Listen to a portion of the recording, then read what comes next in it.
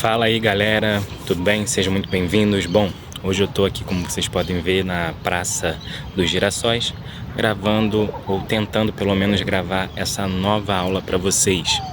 Na última semana vimos aí a aula sobre a pré-história, seus principais aspectos, e hoje adentraremos especificamente na Idade Antiga. Todavia, para entrarmos na Idade Antiga, precisamos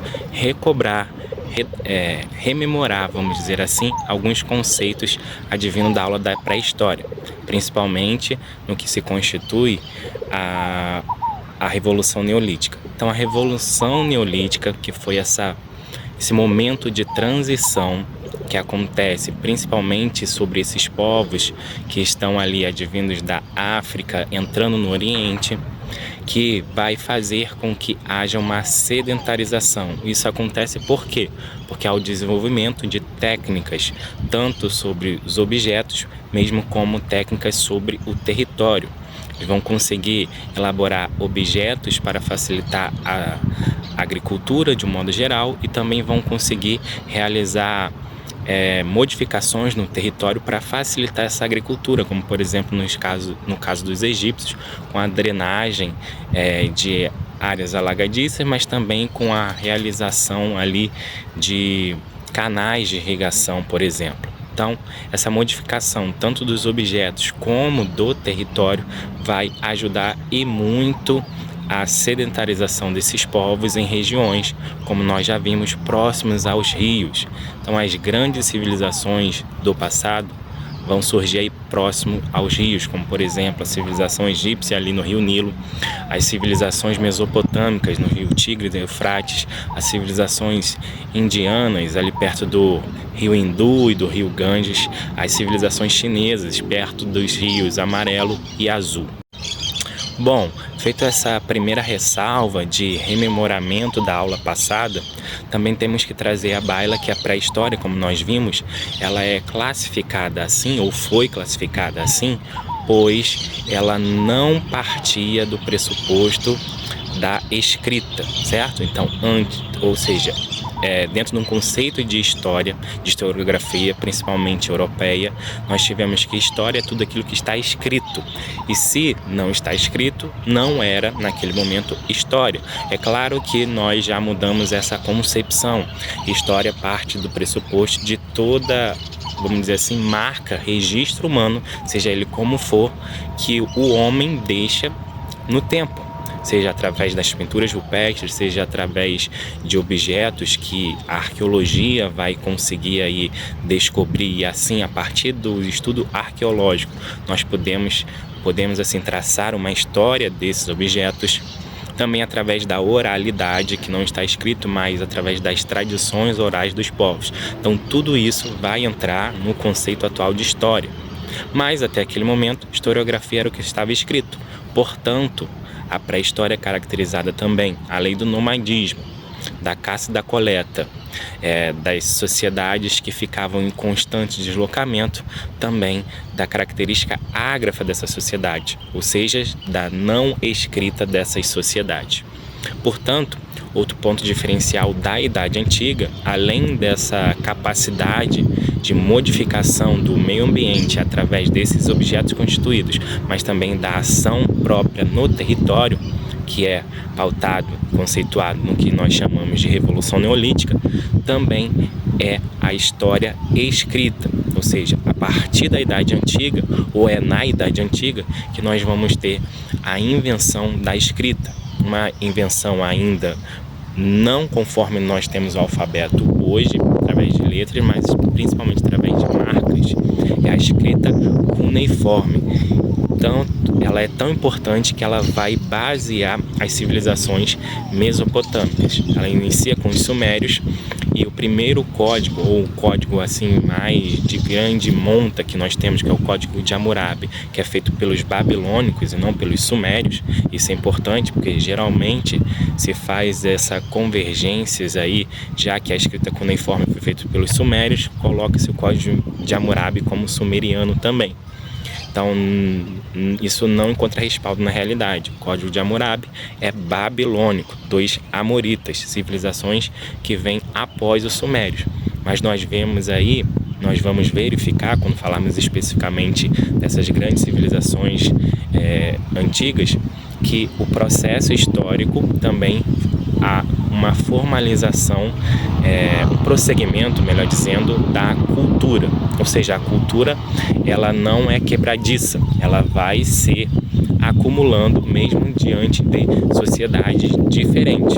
Isto é, o que eu quero dizer com isso. Civilizações vão conquistando umas às outras e nesse processo de conquista também vão se colocando, vão se albergando para si, vão introjetando em si outras culturas, essas culturas de civilizações distintas. Como eu posso deixar isso mais claro? Imagine que, por exemplo, o Brasil seja um grande império e os Estados Unidos sejam outro grande império e a Argentina seja outro grande império. E de alguma forma os Estados Unidos invadem o Brasil e a Argentina e aí uma absorção. Agora os Estados Unidos também é o que nós conhecemos como Brasil e Argentina. É claro que no primeiro momento isso vai ser dificultoso. Depois a língua vai ser o quê? Vai ser uniformizada por vários fatos, como por exemplo a escola padronizada em inglês. Mas é claro que ainda vão restar resquícios da cultura latina dentro dessa nova sociedade estadunidense, por assim dizer, desse novo espaço que também é Estados Unidos. Não só resquícios, às vezes até mesmo a cultura latina vai predominar, pelo menos nesse estado, nesse estado que será parte dos Estados Unidos novo, que é o Brasil e a Argentina, será predominantemente latino. Por quê? Porque a raiz dos povos brasileiros e argentinos são dos povos latinos. Então é isso que eu quero dizer. Há uma apropriação cultural, tanto quanto o dominado quanto o dominador. Tá bom? Ou seja, a cultura ela não escolhe, ela vai se engalfiando, por assim dizer. Então é isso que eu quero dizer no processo de uniformização da escrita. Inicia com os sumérios, mas ela dá ali continuidade dentro do tempo das grandes civilizações mesopotâmicas. Ato contínuo, para falar das grandes civilizações da Idade Antiga, nós temos que repartir esse período histórico em algumas etapas para facilitar o modo de didática, ou seja, para você entender melhor. Então vamos separar em grandes civilizações, por assim dizer. Temos primeiro a civilização mesopotâmica, a civilização egípcia. Vamos falar dos hebreus e especificamente não formam uma grande civilização no que tange ao império, mas eles são a base religiosa da cultura ocidental, por isso que é importante estudá-los em separado. Então temos a mesopotâmica, a egípcia, os hebreus, os persas, os fenícios, depois, posteriormente, os gregos e os romanos, que juntamente com os hebreus formam a base da civilização ocidental. O grego através da cultura, da filosofia, os romanos através do direito e os hebreus através da religiosidade monoteísta judaica. Portanto, há essa divisão dentro da história antiga para facilitar a didática, o ensino da aula. Nós vamos então recortar e falar pormenorizadamente, ou pelo menos os pontos principais de cada desses povos que nós destacamos aqui: Mesopotâmia, egípcios, hebreus, persas, fenícios, gregos e romanos. Ok? Então são 7. Dentro desses 7, vocês verão que temos aí outras subdivisões. Iniciando então com os povos mesopotâmicos. O que tem que ficar claro de imediato é que a Mesopotâmia em si, ela é um aglomerado de povos distintos. Então ela é uma região mesopotâmica, delimitada ali como crescente fértil, e tem esse nome justamente por parecer dentro do mapa. Vou tentar jogar um mapa aí no vídeo. Eu tirei um print de um mapa, talvez apareça no vídeo, não sei se eu vou conseguir editar, vou tentar. Que é uma região, uma lua minguante, que concentra aí o que hoje é a área do Irã, Iraque, até perto ali da área do atual Egito. e ela vai englobando todas essas áreas. Por exemplo, é na Mesopotâmia que nós temos aí os principais rios, né, ali tangenciando bem a pontinha do que hoje seria a delta do Rio Nilo, mas com certeza pegando toda a parte do deságua ali do Rio Tigres e Rio Eufrates, desaguando no Golfo Pérsico. Então essa ideia geográfica você tem que ter em mente, mesmo se tratando de história. Então, quando falamos de Mesopotâmia, falamos de dois rios principais, o Rio Tigres e Eufrates.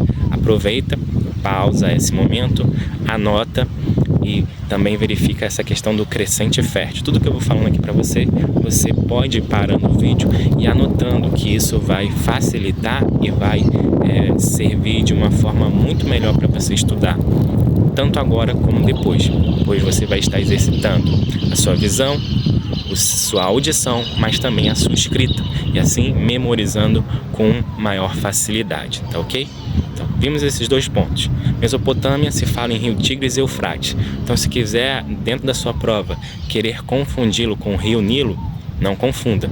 É essencialmente Rio Tigres e Eufrates. E dentro da Mesopotâmia, como eu disse, nós vamos ter inúmeros povos e dentro desses povos inúmeras civilizações que vão surgindo e vão ter seus apogeus em diferentes momentos da historiografia, ou seja, em diferentes momentos do tempo. Os primeiros, e aí a menor região próxima ao Golfo Pérsico, são os sumérios. Os sumérios eles irão se desenvolver primeiro, como eu disse anteriormente, neste mesmo vídeo, vão dispor ou fomentar, proporcionar a base das demais civilizações mesopotâmicas, pois eles são aqueles que formam ou criam a escrita cuneiforme. Então, esse é um ponto muito importante dentro dos sumérios. Eles vão criar a escrita cuneiforme. Isso aí é de extrema importância, porque o seu examinador, a quem estiver fazendo uma prova aí de algum concurso para você, ele pode misturar esses povos mesopotâmicos, tá? Então, isso é importante. Sumérios, escrita cuneiforme. Além disso, os sumérios também são responsáveis aí por ter a presença em várias cidades, como Uruk, Ur, Lagash, então Nippur. Essas cidades são sumerianas, tá? Então, se tiver dentro da sua prova destaque para algumas cidades, lembre-se que essas cidades são sumerianas. A exceção, vamos dizer assim, de Ur, que está um pouco mais distante de Uruk, Lagash, no Nippur, e também pode ser ali encontrada como uma cidade caldeia, da região da Caldeia, que está até escrito na Bíblia, a região de Ur dos caldeus, de onde saiu Abraão. Então, o principal ponto aí para entendermos os sumerianos é que eles são os inventores, por assim dizer, da escrita cuneiforme. Além disso, há um ponto de destaque também para os sumerianos ou para os sumérios, que eles vão formatar zigurates. Professor, mas o que são zigurates? Zigurates são templos religiosos em formato crescente, que pode se lembrar uma torre piramidal, mas não é exatamente uma pirâmide como a pirâmide dos egípcios, mas tem esse formato aí cônico, crescente, só que é diferente um pouco das pirâmides dentro da sua estrutura construtiva, vamos dizer assim, mas são templos voltados à religiosidade. Uma religiosidade que se faz no tempo presente. O que eu quero dizer com isso? Enquanto outras civilizações, como por exemplo, principalmente os egípcios, vão se devotar ao tempo futuro, vão se preocupar com a vida após a morte, o mesmo com algumas religiões persas, o zoroatrismo, por exemplo, os mesopotâmicos, de uma forma geral, eles vão se preocupar com o presente, com o agora. Então, eles são politeístas, acreditam em vários deuses, e esses deuses têm convergência com as ações da natureza. Então, por exemplo, haverá o deus do sol, um deus da fertilidade, um deus do campo, um deus da chuva, sempre tentando explicar esses fenômenos naturais através da sua religiosidade. E religiosidade está intrinsecamente ligada com política.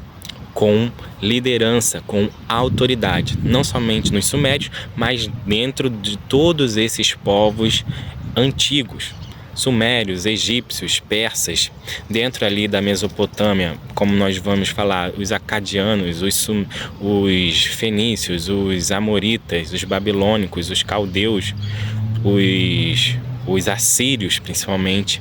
Então toda essa gama de civilização advinda da Mesopotâmia e da história antiga são essencialmente politeístas, e há uma convergência entre religiosidade e política. A autoridade central, a autoridade governativa é representada por um ente que tangencia a religiosidade, sendo ele a própria personificação do Deus ou sendo ele representante do Deus. Isso nos aponta para o que veremos mais à frente também na Idade Média, que é essa representatividade do Deus cristão. Então o rei seria ali um representante, um símbolo, um ungido de Deus. Isso não somente na Idade Média, mas também ali no que nós falaremos dos hebreus com o rei Davi, por exemplo, o rei Salomão.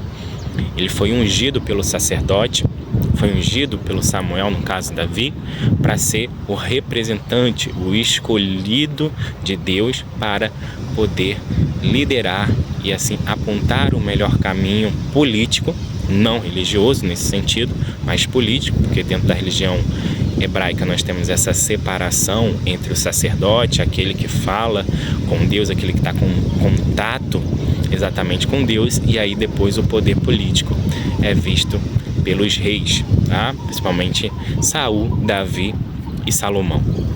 Mas retomando o nosso assunto, os sumérios. Sumérios, escrita cuneiforme, politeístas, zigurates. São os principais pontos dos sumérios. E como eles chegarão ao fim do seu reinado? Através das invasões, principalmente aí dos acadianos, tá? Então nós temos aí os acadianos surgindo como esse poder que levará os sumérios à derrocada. Isso acontece justamente porque os sumérios, dentro da sua cultura, eles não formam um império, não formam um império sumério. São várias cidades-estados, várias aldeias que se fortificam e se estabelecem como reinados, várias cidades-estados que vão sempre estar em guerra umas com as outras, pois cada uma tem uma autonomia. Então, cada clã, para quem assiste Naruto, para quem já assistiu Naruto, pode apreender essa informação da seguinte forma. Nós tínhamos ali a aldeia da Vila da Folha, certo? Que é onde o Naruto mora. Dentro do Naruto tem vários clãs. O clã Uchiha, o clã do Hashirama, que agora esqueci o nome, tá? O clã Saratobi. Então tem vários clãs e formam essa aldeia a Vila da Folha, que é defensora do País do Fogo.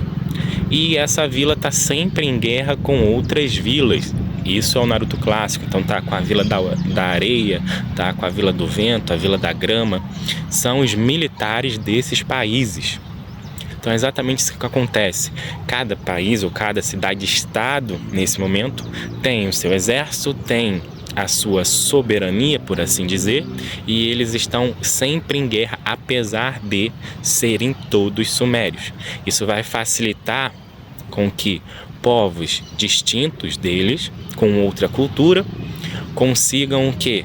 Dominar toda essa região, pois eles estão enfraquecidos pelas guerras internas. E esse povo é o povo acadiano. Isso é importante porque o povo acadiano vai então aglutinar todas essas cidades sumerianas e tentar impor aí o primeiro império mesopotâmico através do rei Sargão I, tá? Então o rei acadiano vai conseguir vencer essas cidades sumerianas e aglutinar todas essas cidades sumerianas, ou os sumérios, através de um poder unificador, que é o seu. O Sargão I consegue então formatar o primeiro império da Mesopotâmia. Isso é muito importante. Então, quem foi o primeiro império da Mesopotâmia? Foram os sumérios? Não, foram os acadianos, através da dominação desses sumerianos, por esses estarem em constantes conflitos internos. E falamos assim a principal característica também desses povos acadianos de imediato.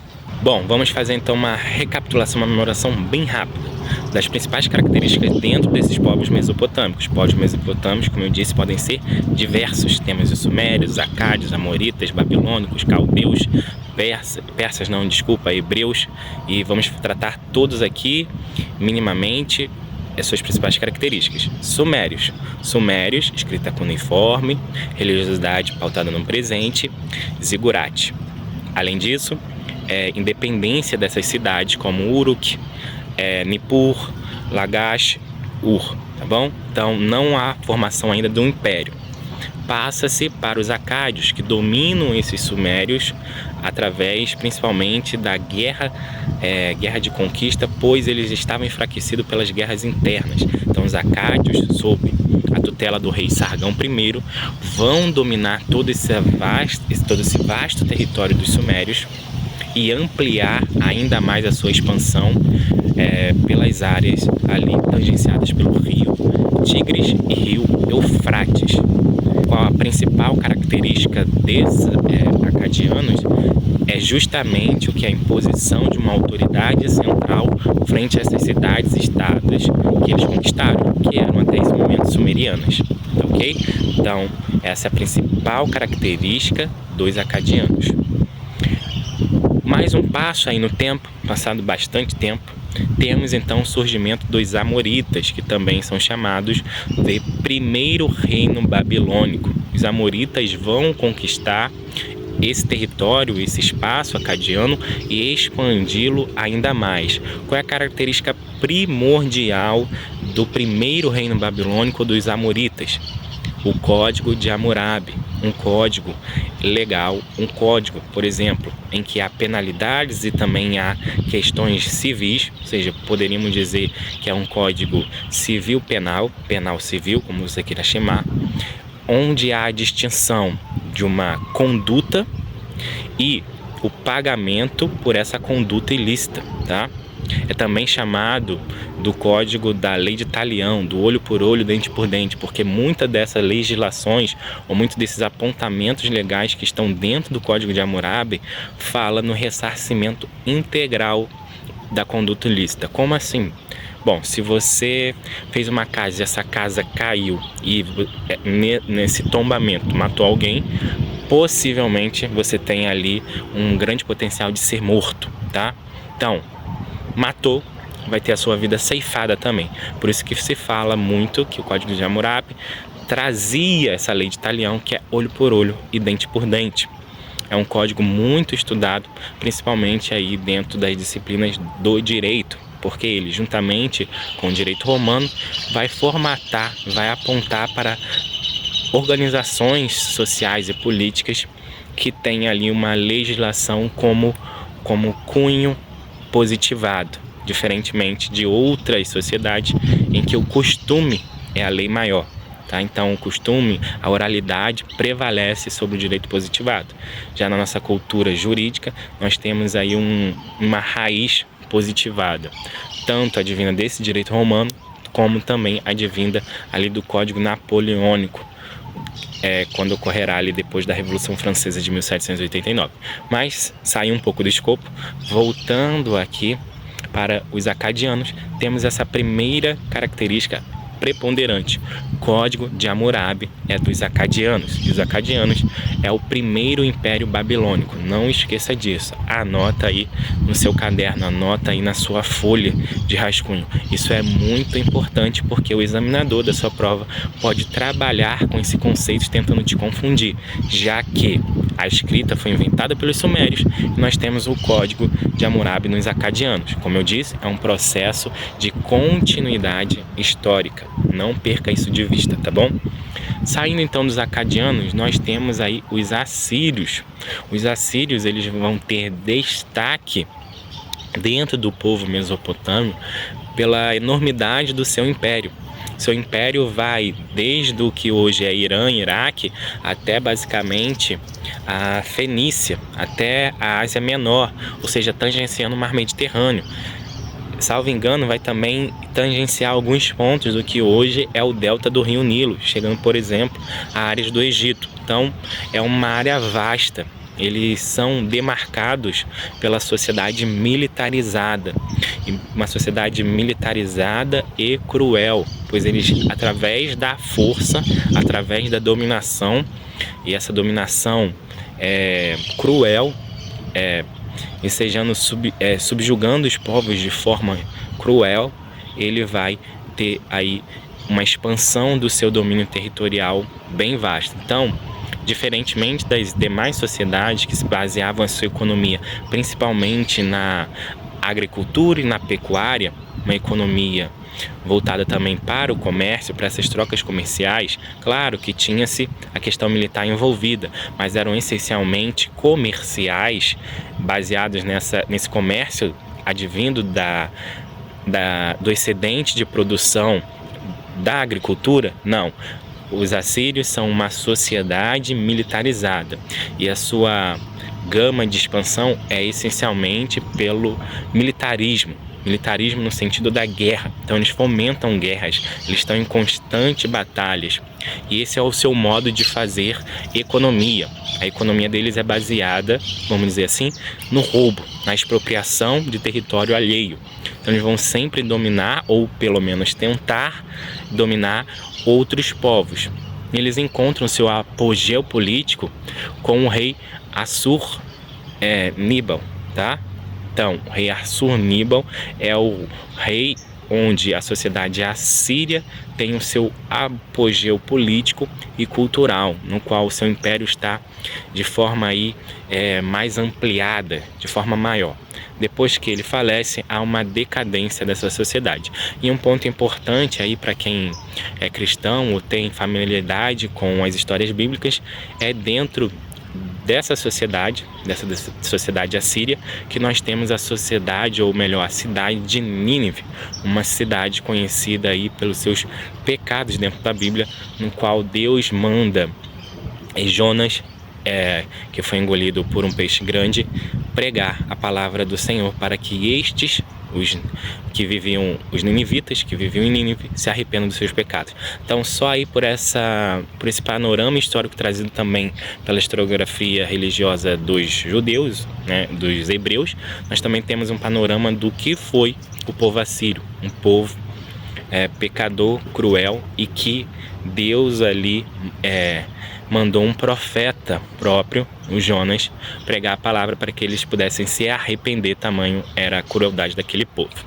Então, temos aí os sumérios, os acádios, os amoritas, os assírios, demarcados aí pela religião, pela sua força militar, e nós temos também os caldeus. Os caldeus são o segundo império babilônico, que se expandirá ainda mais do que os próprios assírios e muito mais do que o primeiro império babilônico.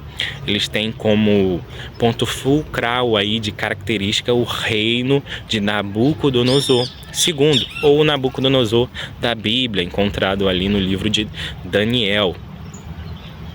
Eles são demarcados ali, além dessa pujança cultural, dessa pujança de riqueza, também pela economia diversificada, pelo comércio intenso e principalmente sua identificação com as artes, com a arquitetura, com as construções. Tanto é que os jardins suspensos da Babilônia são uma das 7 maravilhas do mundo antigo.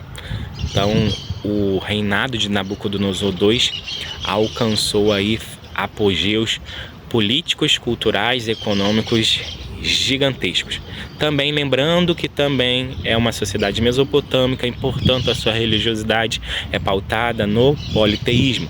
Dentro aí dos caldeus nós temos Anu, Ista, Marduk, todos esses deuses que compõem a mitologia caldeia.